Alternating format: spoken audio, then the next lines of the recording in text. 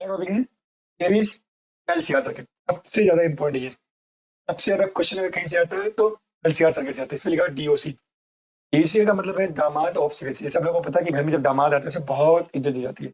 अच्छे अच्छे पकवान बनते हैं और अच्छे से उनके लिए फैसिलिटी की जाती है, तो उनकी इज्जत बहुत ज्यादा होती है। ऐसे सीबीएसई इस क्वेश्चन को बार बार पूछा था, तो ऐसे दामाद की तरह इज्जत करते थे। मैंने कहा इसमें डीओसी, तो जहाँ भी डीओसी लिखा है आप लोग समझ जाना है, क्वेश्चन बहुत ज्यादा इंपॉर्टेंट है। तो करते सीरीज एलसीआर सर्किट। अब सीरीज एलसीआर सर्किट में क्या होता है कि हम तीनों को मर्ज कर देंगे एक में, तो जैसे कहते हैं सीरीज एलसीआर सर्किट। तो एक आपका होगा रेजिस्टेंस, फिर आपका होता है इंडक्टर, फिर आपका होता है कैपेसिटर, फिर आपका क्या हो जाएगा कैपेसिटर, फिर यहाँ पे हो जाएगा आपका अप्लाइड वोल्टेज हो जाएगा।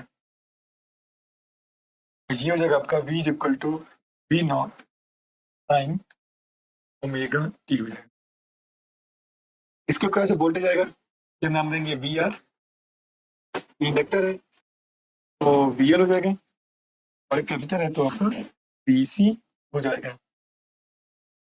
अब देखना तीनों सीरीज में, तो तीनों के अंदर जो करंट जाएगा वो क्या होगा, सेम फेज में होगा। तो करंट हो गया, मान लो ये हाँ इसका करंट बना दिया और यहाँ करंट बना दिया। इधर सब क्या प्योर प्योर रेजिस्टिव सर्किट, तो प्योर रेजिस्टिव में करंट और वोल्टेज साथ साथ चलते हैं, same direction. Pure inductive circuit में वोल्टेज करंट से आगे चलता है, 90 लगा दिया। प्योर कैपेसिटिव सर्किट में जो करंट होता है वो वोल्टेज से आगे चलता है, यहाँ क्या लगा दिया वीसी, तो ये क्या 90। तो अप्लाइड वोल्टेज से 90 डिग्री आगे चलता है। तो पहले इन सबकी मैक्सिमम वैल्यू लिख सकते हैं वी आर, तो वी आर नॉट जो मैक्सिमम वैल्यू हो जाएगी वो आई नॉट आर हो जाएगा। पी एल नॉट की जो मैक्सिमम वैल्यू हो जाएगी वो क्या हो जाएगा, आई नॉट एक्सएल हो जाएगा। Same as P C naught जो हो जाएगा क्या हो जाएगा, आई नॉट एक्स सी हो जाएगा। तो वी आर नॉट हो गया I not r, p l not हो गया I not x l, same as v C not हो गया आई नॉट एक्सएल। अब हम बनाएंगे फेजर डायग्राम। अब बनाते हैं फेजर डायग्राम। फेजर डायग्राम आप लोग को बनाने के लिए मैं तरीका सिखाया था कैसे बनता है। बनाते इधर तो लाइन ड्रॉ करते हैं, यहाँ ड्रॉ करते हैं। सबसे पहले मैंने कहा था एक से ज्यादा डिवाइस में सबसे पहले इसको बनाते हैं करंट, और करंट के हिसाब का चलता है वी आर। तो जिधर आपका करंट होगा उधर ही आपका क्या होगा, वी आर हो जाएगा। तो ये हो गया आपका वी आर नॉट, कहीं बीच में हो गया करंट। अब देखने ध्यान से, करंट से कितना आगे चल रहा है V L by by two, तो ये आपका हो गया V L not pi by two आगे चला गया। और जो वीसी है वो करंट से कितना पीछे चल रहा है, पाई बाई टू। तो वीसी को हमने पाई बाई टू कर दिया, पीछे कर दिया। अच्छा ये हमारे ऊपर कौन कितना बड़ा बना, हमने ज्यूम कर लिया। क्या ज्यूम कर लिया कि जो आपका वी एल नॉट है वो वीसी नॉट से बड़ा है। ज्यूम कर लिया, इसको छोटा बनाया बड़ा बनाया। आप इसको छोटा बना सकते हो, इसका बड़ा बना सकते हो, इससे कोई फर्क नहीं पड़ेगा। आंसर में मेंशन कर देना कि बीसी जो है वो बीएल से बड़ा है। ये हो गया phasor diagram of LCR circuit, P R, p L और बीसी। अब इन तीनों का जो रिजल्टेंट होगा, वी आर का, वी एल का, वीसी का, इन तीनों का जो रिजल्टेंट होगा वही अप्लाइड वोल्टेज के बराबर होगा। अब आप लोग को पता है कि जब दो वेक्टर अपोजिट डायरेक्शन में हो तो उनका जो रिजल्टेंट होता है वो क्या होता है, ए माइनस बी। अगर मैं अप्लाइड वोल्टेज की बात करूं, इधर आपका क्या है VL, इधर क्या है VC, तो VL में से VC माइनस कर दोगे, इतना हिस्सा आपका क्या बच जाएगा, VL not minus VC not. अब देखना ध्यान से, अब इन दोनों का रिजल्टेंट ये हो गया। अब मुझे इसका और इसका निकालना है, क्या बनाओगे, पैरेललोग्राम। क्या बनाओगे, पर दिखने अच्छी बनाओगे, पैरेललोग्राम बनाओगे। जब हम पैरेललोग्राम बना लेंगे तो ये बन गया, तो इन दोनों का मिलाने वाला पैरेललोग्राम भी बन गया। ये हो गया आपका डायगोनल। क्या हो गया, डायगोनल। तो ये क्या हो गया, फेज डिफरेंस हो गया। क्या हो गया, फेज डिफरेंस हो गया। तो कौन आगे चल रहा है, और ये हो गया आपका अप्लाइड वोल्टेज। अप्लाइड वोल्टेज यहाँ पे है और करंट यहाँ पे, आगे कौन चल रहा है, वोल्टेज से। रीजन क्यों? क्योंकि हमने माना कि VL VC से ज्यादा है। और भी बता दूंगा कौन आगे पीछे रहेगा, ये डायग्राम का समझ लो। तो tan फाई निकालो, क्या निकालो? tan फाई निकालो। अगर मैं tan फाई निकालूंगा तो tan फाई हो गया परपेंडिकुलर डिवाइडेड बेस, तो ये वाला हिस्सा इसके बराबर है, तो ये कितना हो गया? VL not minus VC not. तो tan फाई क्या हो गया? परपेंडिकुलर डिवाइडेड बेस, और बेस कितना है? VR नॉट, तो यहाँ पे हो गया VR नॉट tan फाई। और VL नॉट क्या होता है? I not XL। VC not क्या होता है? I not XC। और VR नॉट क्या होता है? I not R। ऑलरेडी सब कुछ डिटरमिनेट पहले लिख लिया था। अब I नॉट कॉमन ले लो, तो आपका आ जाएगा tan phi is equal to XL minus XC divide by R। tan phi हो गया XL minus XC by R। तो जगह हमने पहले क्या निकाला था? फेज डिफरेंस, उसके बाद इम्पीडेंस। ये हो गया। अब निकाल रहे हैं इम्पीडेंस। इम्पीडेंस की कैलकुलेशन करने जा रहे हैं, इम्पीडेंस और LCR सर्किट। अब देखो ध्यान से, इसका और इसका जो रिजल्टेंट यही है, और जब दो वेक्टर 90 डिग्री पेयर होने का था, root a square plus B square. तो जो आपका वी नॉट होगा वो किसके होगा? रूट वी आर नॉट का whole square plus V L naught minus V सी नॉट का होल स्क्वायर। स्क्वायर कर दूं तो वी नॉट स्क्वायर हो जाएगा V R naught square plus V L naught minus V सी नॉट का स्क्वायर हो गया।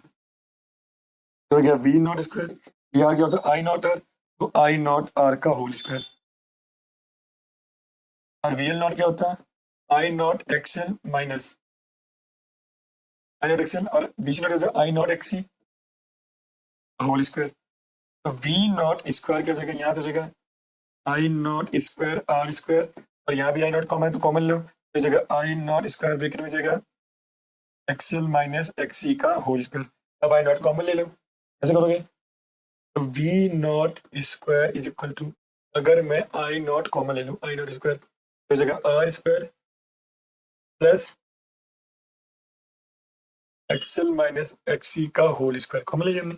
अब डिवाइड कर दो, तो जो आई नॉट है हो जाएगा V naught divide by root R square plus XL minus XC का होल स्क्वायर हो गया। और मैंने कहा था कि जो वी नॉट के नीचे आता है वही करंट को अपोज करता है, वही बन जाता है इम्पीडेंस। ये फॉर्मूला आपको याद करना बहुत इंपॉर्टेंट है, root R square plus XL minus XC का होल स्क्वायर। ये फॉर्मूला बहुत जब जब एलसीआर सर्किट की बात होगी तो याद करना, जो आपका जेड होता है it is equal to root R square plus XL minus XC का होल स्क्वायर हो गया। Impedance equal to R square plus XL minus XC का होल स्क्वायर।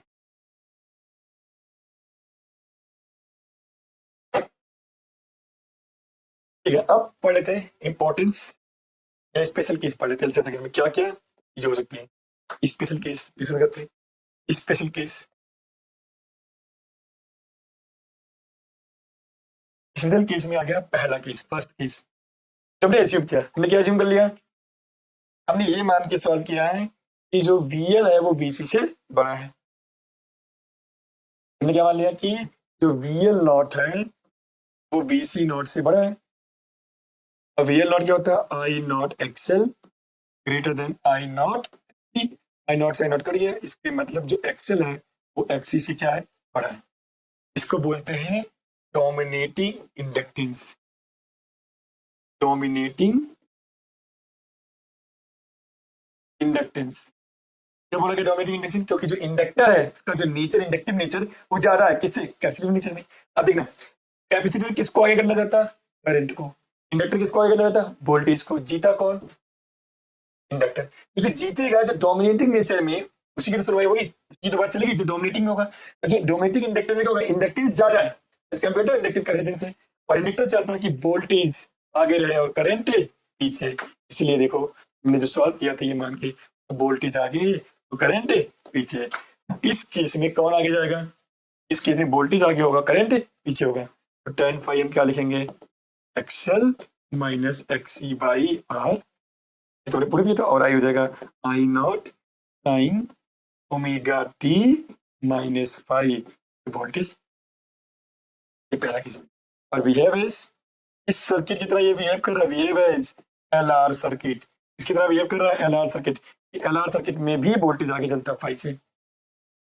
अब आपका अगला सेकंड केस, ये सब में न्यूमेरिकल पर्पस दिख रहा है, क्योंकि न्यूमेरिकल पर्पस में सब पूछा जाएगा ऑब्जेक्टिव में, ऐसा रीजन में कौन डोमिनेटिंग है, कौन आगे चलेगा कौन पीछे चलेगा। अब उल्टा करते हैं, अगर आपका VL नॉट BC नॉट से कम हो जाए तो I नॉट XL क्या हो जाएगा, I नॉट XC से कम हो जाएगा, जो आपका XL है वो XC से कम हो जाएगा। तो कौन डोमिनेट कर रहा है, कैपेसिटर, क्या बोलते हैं डोमिनेटिंग, इसे बोलते हैं डोमिनेटिंग कैपेसिटेंस। क्या बोलते हैं, डोमिनेटिंग कैपेसिटेंस। अब क्या लिखेंगे, tan phi, जब XL बढ़ा तो लिखा XL माइनस XC, XC बढ़ा तो लिखेंगे XC minus XL divide by R लिखेंगे। अब कौन आगे चलेगा, करंट, क्योंकि कौन डोमिनेटिंग में है, कैपेसिटर, और कैपेसिटर किसको आगे करना चाहता है, करंट को। तो I इज इक्वल टू हो जाएगा I not time omega T plus voltage से फाई आगे चला जाएगा। थर्ड केस सबसे इंपॉर्टेंट है, थर्ड केस इंपॉर्टेंट है जो कि कई बार पूछा गया है। अगर XL इज इक्वल टू क्या हो जाए XC, XL इक्वल टू क्या हो जाए XC, तो ना तो इंडक्टर बचा ना कैपेसिटेंस, ना डोमिनेटिंग इंडक्टेंस है ना डोमिनेटिंग कैपेसिटेंस है। अगर XL इक्वल टू XC हो जाएगा, इसका मतलब VL इक्वल टू क्या हो जाएगा, अगर XL इक्वल टू XC हो जाएगा इसका मतलब क्या हो गया कि जो VL है वो BC के बराबर है। दैट मीन्स अगर VL BC के बराबर हो जाएगा, ये वाला सेगमेंट इस वाले सेगमेंट से कैंसिल आउट हो जाएगा, तो एक ही वेक्टर बचेगा, तो नेट भी यही आ जाएगा। इसका मतलब करंट और वोल्टेज क्या चलेंगे, साथ साथ चलेंगे। VL इक्वल टू क्या हो जाएगा BC, ठीक है। तो इस केस में इम्पीडेंस क्या हो जाता है, मिनिमम, क्यों, ये क्या होता है R square plus XL minus XC का होल स्क्वायर। तो अगर XL XC के बराबर हो गया तो ये 0 हो जाएगा। तो इस केस में इम्पीडेंस क्या हो जाता है, मिनिमम, तो करंट क्या हो जाता है, मैक्सिमम, क्योंकि V नॉट बाई जेड मतलब R के बराबर हो जाएगा। और I क्या हो जाएगा, I हो जाएगा I नॉट, सॉरी, और अगर ये बराबर हो गया XL इक्वल टू XC, तो करंट और वोल्टेज क्या चलेंगे, साथ साथ चलेंगे, ना कोई आगे रखने वाला ना कोई पीछे रखने वाला। तो जो करंट और वोल्टेज साथ चलेंगे तो जगह I not sine omega T, जो फेज करंट का होगा वही वोल्टेज का होगा। और इस सर्किट को बोलते हैं, तो नाम है, कुछ लोग इसको बोलते हैं रेजोनेंस सर्किट, तो बोलते हैं resonance circuit, sometimes called behave as a pure resistive circuit. ILCR but behave कैसे कर रहा है, behave as pure resistive circuit, pure resistive circuit की तरह बिहेव करेगा। क्योंकि तीन केस है इसमें, dominating inductance, dominating capacitance, none one is in dominating region, तो प्योर रेजिस्टिव की तरह बिहेव करेगा ये। अब पे गया resonance condition of series LCR circuit. क्या होता है रेजोनेंस कंडीशन, रेजोनेंस कंडीशन में क्या होता है, एक पर्टिकुलर कंडीशन पे दो चीजें इक्वल हो जाती है, कोई तीसरा चीज मैक्सिमम हो जाता है। अगर मैं ऑसिलेशन में बताऊं तो जब तुम पढ़ते थे डैम्पिंग ऑसिलेशन, तो अगर मैं बोलूं कि डैम्पिंग फोर्स और नेचुरल फ्रीक्वेंसी जब दोनों बराबर हो जाते थे, तो आपका जो ऑसिलेशन था किसमें आ गया था, रेजोनेंस में, एम्पलीट्यूड क्या हो गया था, बढ़ गया था, और एनर्जी भी क्या हो गया था, मैक्सिमम। ऐसे यहाँ भी होता है। A series LCR circuit is said to be in resonance condition when the current through it has its maximum value। तो करंट अपने मैक्सिमा को अचीव कर ले, तो करंट अपने मैक्सिमा को कब अचीव करेगा, जब नीचे वाला क्या होगा, मिनिमम, और नीचे वाला कब मिनिमम होगा, जब XL इक्वल टू क्या होगा XC। अभी बताया था जब XL इक्वल टू XC हो जाएगा, तो जब XL इक्वल टू क्या हो जाएगा XC, XL क्या हो जाएगा ओमेगा L, और XC क्या होता है 1 बाई ओमेगा C। इधर ले आओ, omega square is equal to 1 by LC, omega हो जाएगा 1 डिवाइड बाई रूट LC।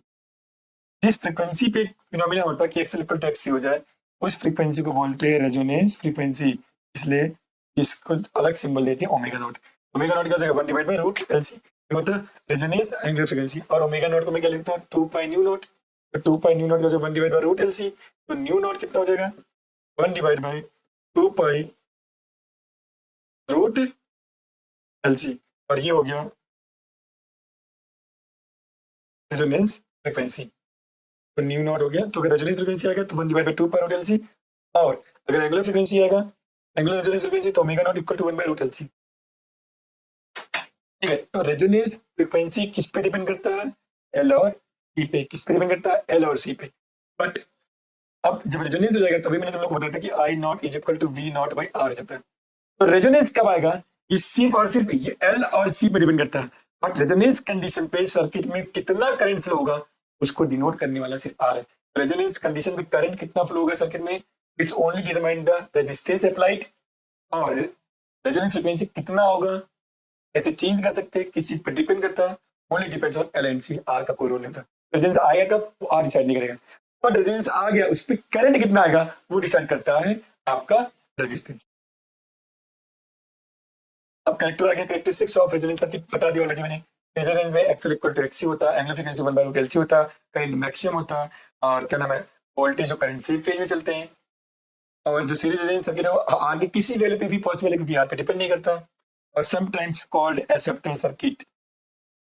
तो हम ट्रांजिस्टर रेडियो यूज करते हैं ना, तो हमारे रेडियो पे कई सारे चैनल आते हैं, रेड एफएम, मिर्ची, ऑल इंडिया सब आते हैं। तो हम जो ट्यूनर होते हैं उसे ट्यूनिंग करते हैं। तो जो जैसे मतलब हमें सुनना है 91.2 मेगाहर्ट्ज, तो उस रेडियो के अंदर जो सर्किट है वो रेजोनेंस में आ जाता है, और उस रेजोनेंस की फ्रीक्वेंसी इतनी होती है। तो बाहर वाली जो फ्रीक्वेंसी आ रही है और अंदर वाली फ्रीक्वेंसी दोनों सेम जैसे है, तो ये इसके करस्पॉन्डिंग जो सिग्नल का एम्पलीट्यूड हो जाएगा क्या हो जाएगा मैक्सिमम, ये सिग्नल वो एक्सेप्ट कर लेगा, और बाकी जितनी फ्रीक्वेंसी उसके आसपास रहेंगे रेडियो के वो रिजेक्ट हो जाएंगे। इसलिए इसको बोलते हैं एक्सेप्टर सर्किट। अब करते हैं पहला question, what will be the reading in the volt meter and ammeter. सुनना ध्यान से, वोल्ट मीटर और एमीटर हमेशा आरएमएस वैल्यू का रीड करते हैं। तो जब भी रीडिंग है मतलब आरएमएस वोल्टेज पूछा हुआ, आरएमएस करंट पूछा हुआ। तो देखो, तो अगर सर्किट थोड़ा सा कंफ्यूजन लग रहा है तो इसको चेंज कर लो ऐसे। मैंने कहा था एमीटर का कोई रोल नहीं होता, अगर आइडियल एमीटर है तो उसका रेजिस्टेंस 0 होता है। तो ये एक्सी लगा लो ऐसे, यहाँ पे एक्सएल लगा लो, यहाँ पे आर लगा लो, और यहाँ पे ऐसे। मैंने कुछ वक्त के लिए वोल्ट मीटर और एमीटर हटा दिया। एमीटर का रेजिस्टेंस क्या होता है 0, तो उसको हटा दिया जैसा कि थोड़ा क्लियर हो जाए, तो इसको भी अभी हटा दिया। अब ध्यान देखो, ये एक्सी कितना दिया हुआ है 4 ओम, एक्सएल कितना दिया हुआ है 4 ओम, आर कितना दिया हुआ 45 ओम दिया हुआ, और आरएमएस वैल्यू वोल्टेज कितना दिया हुआ 90 वोल्ट। अच्छा, फिर वोल्टेज लिखा हो तो वो आरएमएस होता है, और ऐसे लिखा होता है 90 साइन ओमेगा टी या समथिंग कुछ और लिखा होता है, तो हो जाता है पीक। अभी ये आरएमएस है। तो ध्यान दो, ये तीनों किसमें है सीरीज में, तो क्या हो गया सीरीज एलसीआर सर्किट। और क्या एक्सएल एक्सी के बराबर है, अगर एक्सएल एक्सी के बराबर आ गया अब मतलब सर्किट किस में है रेजोनेंस में, और रेजोनेंस में है तो इम्पीडेंस मिनिमम हो जाएगा, और जेड मिनिमम किसके बराबर हो जाएगा आर के बराबर हो जाएगा। तो आई आर एम एस मैंने बताया था, I R M S is equal to होता है V R M S divide by Z, और वी आर एम एस कितना दिया हुआ 90, और जेड किसके बराबर आर कितना दिया 45, तो आ गया 2 एम्पियर। तो जो ये एमीटर है इस एमीटर की रीडिंग कितनी आएगी 2 एम्पियर आएगा। अब वोल्ट मीटर, ध्यान से देखो वोल्ट मीटर किसके क्रॉस कनेक्टेड है, वोल्ट मीटर का एक पॉइंट यहाँ कनेक्टेड है और एक पॉइंट यहाँ पे, इसके मतलब इस पॉइंट और इस पॉइंट के बीच का नेट वोल्टेज वो मेजर करेगा। इसके क्रॉस जो वोल्टेज आएगा वो क्या होगा VN, इसके क्रॉस जो वोल्टेज आएगा वो क्या होगा VC, या इन दोनों का सम इन दोनों के बीच में आएगा पोटेंशियल डिफरेंस। तो रीडिंग होगा वोल्ट मीटर का वो क्या रीड करेगा VL और प्लस VC का नेट। अब मैंने बताया था कि जो AC होता है उसमें सिंपल सम नहीं होता, वेक्टर सम होता है। देखते हैं VL और VC कैसे बिहेव करते हैं, देखो ध्यान से। LCR सर्किट में जो VL होता है, ये VL और VC दोनों क्या होते हैं अपोजिट डायरेक्शन में, और रेजोनेंस में VL VC के बराबर हो जाता है। तो अगर दो वेक्टर अपोजिट डायरेक्शन में तो एक दूसरे क्या कर देंगे कैंसिल आउट कर देंगे। इसलिए जब भी रेजोनेंस कंडीशन आए या LCR सर्किट आए तो नेट वोल्टेज हो जाएगा VL और VC के क्रॉस, तो VL माइनस VC हो जाएगा, तो VL इक्वल टू VC तो क्या हो जाएगा 0। तो वोल्ट मीटर की रीडिंग है ये क्या आ जाएगा 0 हो जाएगा। अगला क्वेश्चन देखते हैं, चलो LCR सर्किट दिया हुआ और आपके सारी वैल्यूज डिटेल में दी हुई है। हम करते हैं सॉल्व, और दिया हुआ जेड दिया तो एक एक करके सॉल्व करते हैं। क्या करते हैं पहले टाइम स्पेस बच जाए, पहले निकालेंगे जेड। चलो तो जेड क्या होता है रूट LCR है, तो R square plus XL minus XC का होल स्क्वायर। तो जेड कितना हो जाएगा देखो ध्यान से, आर की वैल्यू कितनी रखी है, तो आर की वैल्यू कितनी रखी है 3 ओम, तो 3 का स्क्वायर हो गया। एक्सएल कितना दिया हुआ देखो ध्यान से 8 ओम, तो ये 8 हो गया। एक्स कितना दिया हुआ है देखो 4 ओम, ये 4 दिया हुआ स्क्वायर हो गया। तो जेड इज इक्वल टू हो गया रूट 3 स्क्वायर प्लस 8 माइनस 4 का स्क्वायर। तो आपका जो जेड आ गया वो आपका 5 ओम आ गया, जेड आ गया। अब देखो अब निकालना आई नॉट, अब सबको पता है जब भी आई नॉट निकालोगे तो आई नॉट क्या हो जाएगा V naught divide by Z, I naught equal to V naught. अब वी नॉट अप्लाइड वोल्टेज, यहाँ पे मिसप्रिंट है, मैं डेटा देख लेता हूँ, यहाँ पे मिसप्रिंट है वी नॉट दे दिया मैं,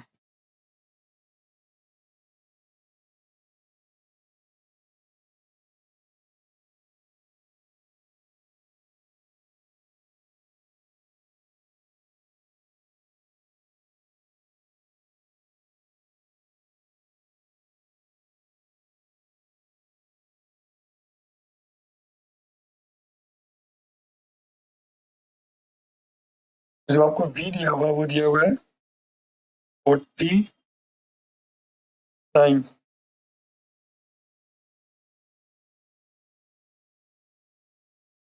ये क्वेश्चन में दिया हुआ, जो V दिया हुआ 40 साइन 100t दिया हुआ आपको। करते आई नोट 12, जो आप आई नोट देखो, तो आपके V नोट की वैल्यू दे रखी है 40, की वैल्यू कितनी है 40, बजट की वैल्यू कितनी है 5, तो आई नॉट हो जाएगा 8 एम्पियर। ये पूछा हुआ है एक्सप्रेशन फॉर करंट। यार इसमें आरएमएस पूछा, अगर आपको आरएमएस भी पूछा होता, आरएमएस हो जाता का I naught divide by root two, तो इसको डिवाइड कर दो रूट टू से, हो जाएगा 8 डिवाइड बाई रूट टू, हो जाएगा 4 रूट 2 एम्पियर। अब आ गया सी, एक्सप्रेशन फॉर द करंट। अगर मैंने बताया था कि अगर एक्सप्रेशन फॉर द करंट निकालना हो तो सबसे पहले आपको फेज डिफरेंस निकालना पड़ेगा। तो अगर मैं फेज डिफरेंस निकालूं तो tan फाई क्या होता है, अब कौन बड़ा है एक्सेल, इसमें लिखेंगे XL minus XC divide by R, और tan फाई हो जाएगा आपका, एक्सेल कितना दिया हुआ 8, कितना दिया हुआ 4, आर कितना दिया हुआ 3, तो tan फाई हो गया 4/3, और 4/3 का वो था 53 डिग्री पे, तो फेज डिफरेंस कितना हो गया 53 डिग्री हो, कितना हो गया 53 डिग्री। अच्छा अब देखो एक्सेल बड़ा है एक्सी बड़ा है, एक्सेल बड़ा है क्योंकि एक्सेल 8 दिया हुआ एक्सी 4 दिया हुआ, अगर एक्सेल एक्सी से बड़ा हो गया इसका मतलब डोमिनेटिंग इंडक्टेंस है, और डोमिनेटिंग इंडक्टेंस में कौन आगे चलता है वोल्टेज, और करंट क्या चलता है पीछे, इसलिए वोल्टेज आगे चलेगा और करंट पीछे चलेगा, कितना पीछे चलेगा 53 डिग्री, इसलिए आई हो जाएगा आई नॉट टाइम, वोल्टेज का फेज कितना दिया हुआ 100t, इससे कितना पीछे चलेगा करंट 53, क्यों पीछे चला गया क्योंकि डोमिनेटिंग इंडक्टेंस है। और आई नॉट की वैल्यू आप लोग को पता है, आई नॉट कितना दिया हुआ 8, जगह 8 टाइम 100t माइनस 53 डिग्री, ये भी हो गया, ये हो गया पार्ट, ये हो गया, ये हो गया। अब बात करते हैं डी, एक्सप्रेशन फॉर वोल्टेज, और यहाँ पे एक चीज मिसप्रिंट है, एक्सप्रेशन फॉर वोल्टेज, और यहाँ पे लिखना चाहिए था रेजिस्टेंस के क्रॉस निकालना पड़ता, और निकालते हैं expression for voltage C part, voltage के लिए अगर मैं वी आर लिखूंगा तो पहले वी आर नॉट की मैक्सिमम वैल्यू और उसका फेज, अब बात जब आ गई फेज पे तो पहले डायग्राम में चेंजेस कर लो अपने हिसाब से, जो डायग्राम में जिधर करंट जाता है क्या उधर ही वी आर होता है, और करंट से कितना आगे चलता है वोल्टेज I/2 VL, और प्योर कैपेसिटिव में करंट आगे होता है वोल्टेज पीछे होता है, इसलिए नीचे बना दिया। अब मुझे वी आर बनाना है, तो क्या जिधर वी आर होता है उधर ही आई होता है, तो जो फेज आई का होगा वी आर का होगा, आई का फेज कितना है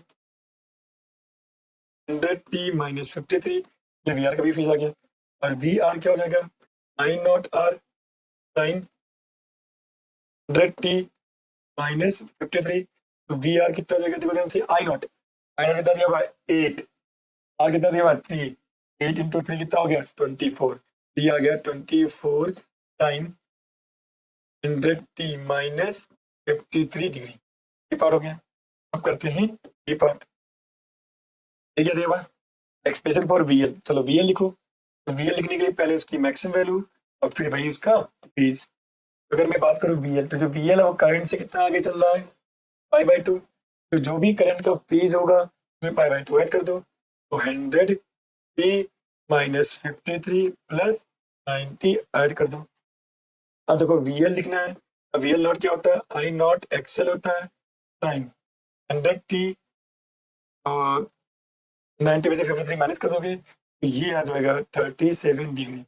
अब आई नॉट कितना दिया हुआ 8, एक्सएल कितना दिया हुआ, एक्सएल कितना दिया हुआ आपका 8 दिया हुआ, 8 इंटू कितना हो गया 64 टाइम 100t प्लस 37 डिग्री, ये अब आपका आ गया है पार्ट VC, अगर मैं VC लिखूं तो VC क्या होगा VC नॉट टाइम, अब पेज देख लो, अगर मैं VC की बात करूं तो क्या जो करंट का फेज होगा उससे कितना आगे चलेगा VC, तो पीछे चलेगा π/2, जो भी करंट का फेज होगा वोल्टेज क्या होगा π/2 पीछे चलेगा, तो जो भी फेज है यहाँ पे π/2 माइनस कर दो, ये हो जाएगा 100t माइनस 53 माइनस 90,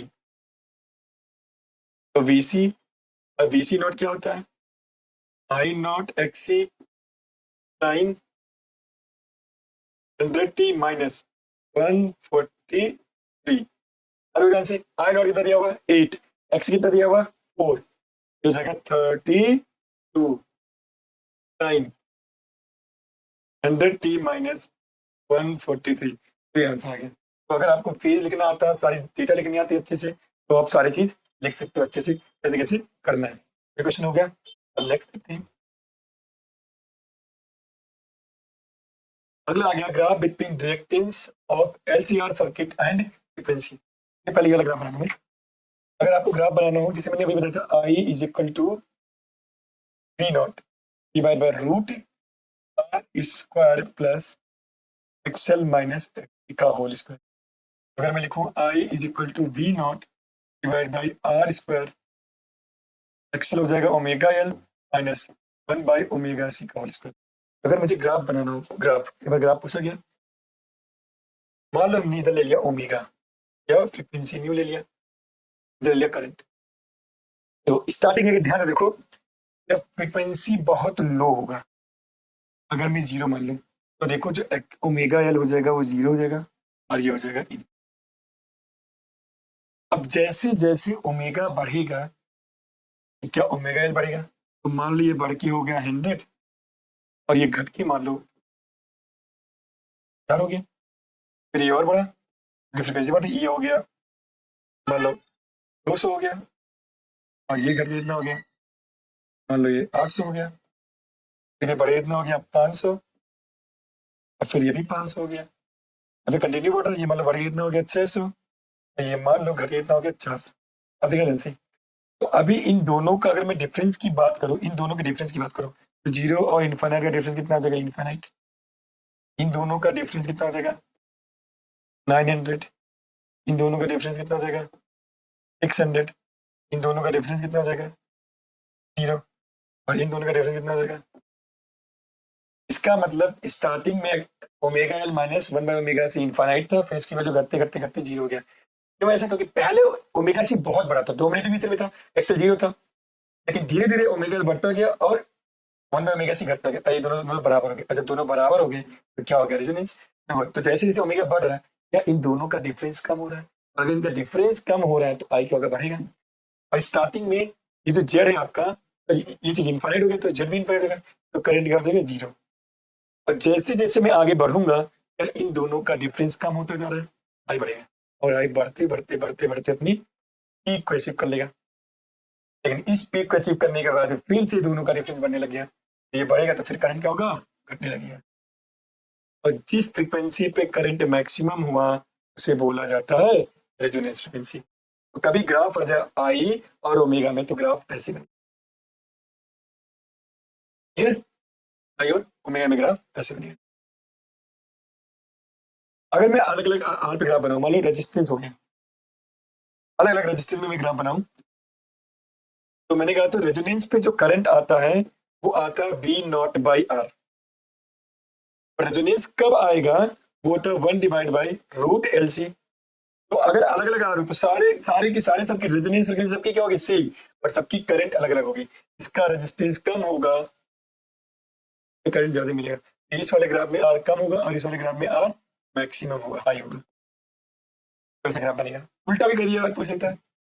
ऐसे अगर आपसे बोलूं कि मैं बताओ जेड इम्पीडेंस और फ्रीक्वेंसी में ग्राफ बनाओ, तो देखो अगर आई बढ़ रहा है, ऑब्वियस बात इम्पीडेंस घटेगा तभी करंट घटेगा, तो इसका उल्टा बन जाएगा ग्राफ। तो पहले ये जब आई था 0 तो इम्पीडेंस का होगा इनफाइनाइट, करंट बढ़ रहा है तो इम्पीडेंस का घटेगा, फिर करंट घटेगा तो इम्पीडेंस बढ़ेगा। तो जेड और फ्रीक्वेंसी में ग्राफ आए तो ऐसा बना। और एक चीज ये भी पूछ सकता था, फिर अगर मैं इसके लेफ्ट में देखूं, इस तरफ देखूं, मतलब कि रेजोनेंस आने के पहले, ये रेजोनेंस है ना, ये आपका रेजोनेंस है, उसके पहले कौन बड़ा है, 0 इनफाइनाइट छोटा है, 100 ज्यादा छोटा है, 200 और छोटा है। इसके इधर ओमेगा एल छोटा है, 1 बाई ओमेगा सी क्या है, बड़ा है। इसके मतलब इस रीजन में जो एक्सी है वो एक्सएल से क्या है, बड़ा है। ये जो रीजन होता है, ये रीजन होता है डोमिनेटिंग कैपेसिटेंस, और ये जो रीजन होता है, अब इसमें कौन बड़ा हो गया, ओमेगा एल बड़ा हो गया। तो ये जो रीजन हो गया डॉट पॉइंट की इधर, ये हो गया डोमिनेटिंग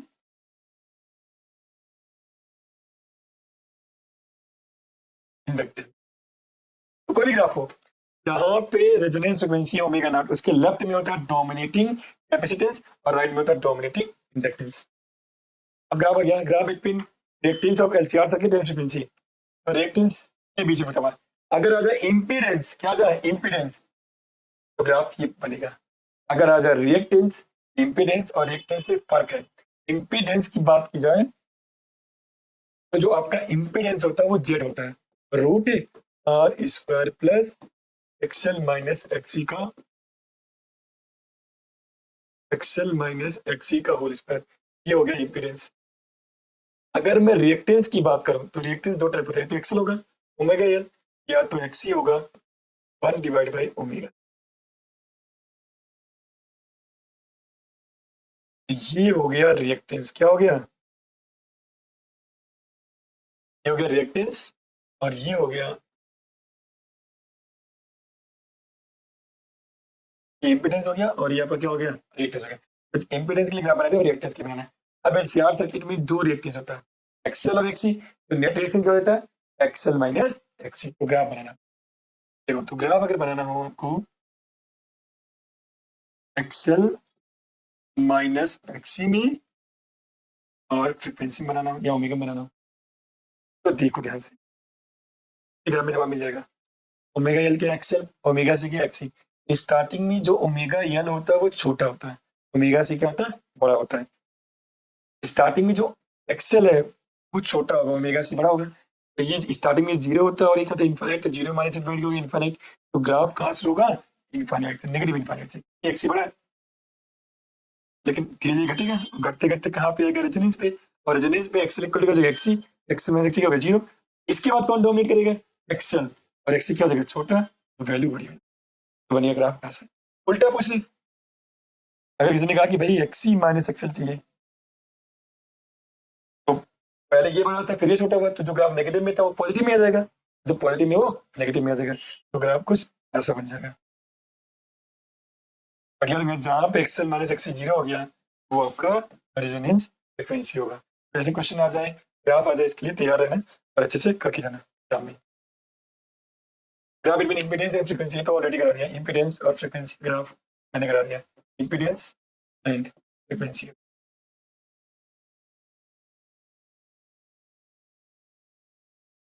अगला आ गया एडमिटेंस। एडमिटेंस, जो एडमिटेंस होता है वो इम्पीडेंस का उल्टा होता है, तो y इज इक्वल टू होता है 1 बाई जेड, जेड की यूनिट क्या होती है ओ, तो एडमिटेंस की यूनिट हो जाएगी ओम इनवर्स, और ओम इनवर्स को हम मो भी बोलते हैं और सेवन भी बोलते हैं। अगला आ गया ससेप्टेंस, जो ससेप्टेंस है वो रिएक्टेंस का उल्टा होता है। रिएक्टेंस दो टाइप होता है, या तो एक्सएल होता है या एक्सी होता है, तो वन वन बाई एक्सएल या वन बाई एक्सी दोनों कहलाते हैं ससेप्टेंस। इन दोनों की भी यूनिट ओम होती है, तो इसकी यूनिट क्या हो जाएगी ओम इनवर्स और मो और एम। अब करते हैं पावर इन डीसी सर्किट, ये भी डीओसी है, इससे भी क्वेश्चन बहुत आते हैं, ये आपका दामाद है एक तरीके से सीबीएसई का। पावर इन डीसी सर्किट,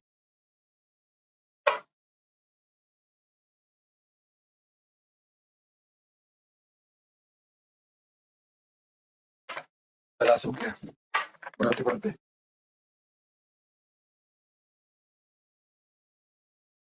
अब आपका आ गया पावर इन डीसी सर्किट, तो करते सॉल्व। तो मैंने मान लिया कि जो अप्लाइड वोल्टेज है that is E is equal to V naught sine omega T है।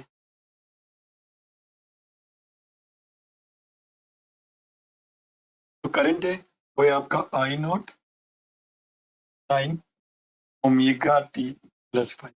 तो करंट और वोल्टेज में फेज डिफरेंस कितना है पाई है। तो अगर मैं इंस्टेंटेनियस पावर निकालूं तो क्या हो जाएगा V इंटू आई हो जाएगा। तो वोल्टेज क्या आपका V naught sine omega T, current क्या है I naught sine omega T plus five, इन दोनों को कॉमन ले लो, तो P हो जाएगा V नॉट आई नॉट हो जाएगा साइन ओमेगा टी, और यहाँ पे इसे खोल दो, तो ये चीज यहाँ गई, ये चीज यहाँ, इसमें साइन ए प्लस बी का फॉर्मूला क्या होता है sign A cos B plus cos A sine B होता है। अब देखो यहाँ से क्या हो जाएगा, यहाँ हो जाएगा P is equal to V naught I naught, वैसे मल्टीप्लाई कर दो तो ये हो जाएगा sine square omega T cos phi, यही साइन ओमेगा टी यहाँ मल्टीप्लाई हो जाएगा तो plus sine omega T cos omega T sine pi हो गया। अब देखना कुछ मैथमेटिकल फॉर्मूले हैं वो आप लोग को पता हो तो अच्छी बात है, तो मैं लिख देता हूँ। आप लोग को पता होगा कि cos 2a होता है 1 माइनस 2 साइन स्क्वायर ए, इसको जल्दी आ जाएगा तो मैं इसको लिखता हूँ कि sine square A is equal to जाएगा 1 माइनस cos 2a जाएगा और डिवाइड बाई 2। और एक और फॉर्मूला होता है 2 sine A cos a is equal to होता है साइन 2a। ये फॉर्मूला आपको कई बार यूज होगा फिजिक्स में, तो न्यूमेरिकल में इसको याद कर लेना। अब देखो ध्यान से, यहाँ से क्या हो जाएगा E is equal to V naught I naught sine square omega T को लिख सकता हूँ 1 माइनस कॉस 2a। जब a था तो क्या आ गया 2a, जब ओमेगा टी होगा तो 2 ओमेगा टी, ये हो जाएगा 1 minus cos 2 omega T divide by 2 into cos 5 plus 2 sine A cos A क्या होता है sine 2a, sine A cos A क्या हो जाएगा 1 डिवाइड बाई 2 साइन 2a, ये जगह 1 डिवाइड बाई 2 साइन 2a, तो 2 ओमेगा टी इन 5 हो जाएगा, 1 बाई 2 कॉमन है तो P आ जाएगा P not I naught divide by 2 multiply हो जाएगा तो हो जाएगा cos 5 minus cos 2 omega T cos 5 plus ये दोनों मल्टीप्लाई है साइन 2 ओमेगा टी साइन 5 हो गया। अब देखो इसको थोड़ा सा रीऑर्डर कर दो, हो जाएगा P naught divide by root 2 I naught divide by root 2 cos 5 minus common ले लो तो माइनस कॉमन लोगे तो ये हो जाएगा cos 2 omega T cos 5 minus sin 2 omega T sin 5। अब तुम लोग को पता है कि V naught divide by root 2 क्या होता है वी आर एम एस, हो जाएगा I R M S bracket में cos 5, ये फॉर्मूला बन गया cos a cos b minus sin a sin b, तो ये हो जाता है cos a प्लस b का फॉर्मूला, जो cos 2 omega T plus pi का हो जाएगा फॉर्मूला। अगर ये फॉर्मूला कभी यूज नहीं होगा बट इससे जो इंफॉर्मेशन निकल के आएगा वो ध्यान देना। क्या इंपॉर्टेंट है, वोल्टेज वेरिएशन का फ्रीक्वेंसी क्या है ओमेगा, करंट वेरिएशन का फ्रीक्वेंसी क्या है ओमेगा, बट पावर वेरिएशन का फ्रीक्वेंसी क्या है 2 ओमेगा। इसका मतलब वोल्टेज और करंट का जो फ्रीक्वेंसी है उसका दुगना फ्रीक्वेंसी होगा पावर का। इसका क्या मतलब हुआ कि करंट और वोल्टेज जब एक साइकिल पूरा करेंगे उस दौरान पावर वेरिएशन अपनी 2 साइकिल पूरा कर चुका होगा। और लिखा भी है या time period of variation of power in AC circuit is half of the period of alternating current और अप्लाइड वोल्टेज। फ्रीक्वेंसी दुगना कह दो या टाइम पीरियड हाफ कह दो। और देखिए अगर हमारे घर में जो फ्रीक्वेंसी आती है इलेक्ट्रिक करंट को 50 हर्ट्ज आती है तो पावर वेरिएशन की फ्रीक्वेंसी कितनी हो जाएगी 100 हर्ट्ज हो जाएगी। ऐसे क्वेश्चन आ सकते हैं, न्यूमेरिकल इस पे नहीं आते बट ये जो मैंने इंफॉर्मेशन से निकल के उन्हें बता दिया। अब आपका आगे एवरेज पावर, ये इंपॉर्टेंट है, ये इंपॉर्टेंट है, इसको डीएस कर लो। एवरेज पावर क्या होती है से याद कर लो, जो क्या था V R M S I R M S cos 5 minus cos 2 omega T plus 5, तो लिखते हैं जो अभी हमने पावर का फॉर्मूला पढ़ा तो P is equal to V R M S I R M S cos 5 minus cos 2 omega T plus 5। अब ध्यान रखना ये तो कॉन्स्टेंट हो गया, अरे 5 दिया हुआ है क्वेश्चन में 60 30 40 तो 5 क्या हो गया आपका कॉन्स्टेंट हो गया। अगर मैं एवरेज पावर ले लूँ, क्या ले लो एवरेज पावर, तो जो P एवरेज हो जाएगा, कांस्टेंट नंबर का एवरेज वही रहता है क्योंकि 4 तो 4 ही रहेगा ना, 4 6 तो 6 ही रहेगा, ये भी कांस्टेंट है तो इसका एवरेज पावर क्या रहेगा 0। और याद करो कॉस का जो एवरेज पावर होता है एक साइकिल में वो क्या होता है 0। तो जो एवरेज पावर का फॉर्मूला निकल के आया वो आया E R M S I R M S cos. ये इंपॉर्टेंट है, ये तुम लोग याद कर लेना, इसलिए बहुत सारे न्यूमेरिकल आते हैं एग्जाम में, तो अभी मैं करवाता हूँ कैसे क्वेश्चन आते हैं। अब आपका गया special case, first case, if phi is zero, zero का मतलब क्या हो गया, प्योर रेजिस्टिव सर्किट। अगर प्योर रेजिस्टिव सर्किट हो गया इसका मतलब, अगर एलसीआर हो गया तो रेजोनेंस भी बोल सकते हैं, रेजोनेंस। तो फाई जीरो हो गया तो कॉस पहले क्या होगी, मैक्सिमम। तो पावर, एवरेज पावर लॉस क्या हो गया, मैक्सिमम, क्योंकि इक्वल हो जाएगा V R M S I R M. Second case देखो, अगर 590 हो, फेज कितना हो 5/2, या करंट आगे चले या वोल्टेज आगे चले। तो अगर 5/2 हो जाएगा तो इसमें दो केस होता है, प्योर इंडक्टिव और प्योर कैपेसिटिव सर्किट। उसमें एवरेज पावर लॉस क्या हो जाएगा, जीरो। तो प्योर इंडक्टिव सर्किट है या प्योर कैपेसिटिव सर्किट है, उसमें एवरेज पावर लॉस क्या होगा, जीरो होगा, उसमें कभी भी पावर लॉस हुआ नहीं होगा। एक बार सिस्टम के पास पावर आ गया वो लाइफ टाइम तक पावर उतना ही रहेगा। ऐसे करंट को बोलते हैं wattless current.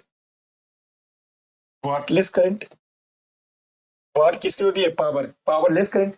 Pure inductive circuit में और प्योर कैपेसिटिव सर्किट में जो करंट फ्लो करता है उसकी वजह से कोई पावर लॉस नहीं होता है, इसलिए ऐसे करंट को क्या बोलते हैं, पावर लेस करंट या वॉटलेस करंट। या ये कह लो वो करंट जो वोल्टेज से 90 डिग्री पे फेज डिफरेंस में होता है, उसकी वजह से कभी पावर लॉस नहीं होता, तो हम बोलते हैं वॉटलेस करंट।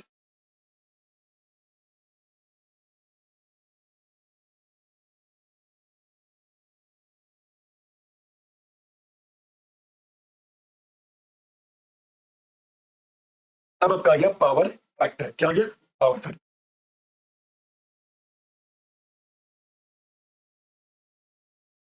तो ऐसे तरीके से हटा दो। अब ये नहीं क्या पड़ा था, नहीं होता, पी एवरेज क्या होता है, V R M S I R M S into cos phi पढ़ा हमने। ये जो पी एवरेज होता है क्या होता है, V R M S I R M S into cos phi होता है। तो अगर किसी बच्चे को ना पता हो, जैसे इसी के बारे में डीसीएम पढ़ते हैं, तो सिंपल कोई पूछे कि जो 9-10 का बच्चा होगा, बता बेटा पावर का फॉर्मूला क्या होगा, तो क्या बोलेगा, बोलेगा P equal to V into I होता है। अगर उसे एसी के बारे में नॉलेज ना हो तो उससे पूछेगा पावर क्या होगा, तो क्या बोलेगा, पी इंटू आई बोल देगा। बट रियल में फॉर्मूला क्या होता है, पी आई कॉस फाइव। तो रियल में पी इंटू आई का प्रोडक्ट करने से सिर्फ पावर नहीं मिलेगा, उसके में क्या चाहिए, कॉस फाइव। इसलिए ये जो पावर होता है इसे क्या बोलते हैं, वर्चुअल ईएमएफ। इस आईआरएमएस को क्या बोलते हैं, वर्चुअल करंट। वर्चुअल, ये इन दोनों के प्रोडक्ट से पावर नहीं मिलता, something else into cos five.